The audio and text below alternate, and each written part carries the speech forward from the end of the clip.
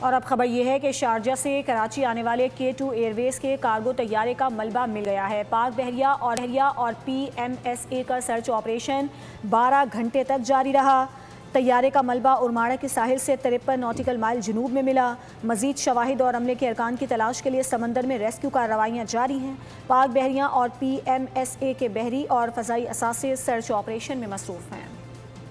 پاک بحریہ اور PMSA کا کامیاب سرچ آپریشن۔ K2 ایئر ویز کے کارگو طیارے کا ملبہ مل گیا۔ کارگو طیارہ شارجہ سے کراچی آ رہا تھا۔ پاک بحریہ اور PMSA کا سرچ آپریشن 12 گھنٹے جاری رہا۔ طیارے کا ملبہ ارماڑہ کے ساحل سے 53 ناٹیکل مائل جنوب میں ملا۔ مزید شواہد اور عملے کے ارکان کی تلاشی کے لیے سمندر میں ریسکیو کارروائیاں جاری ہے۔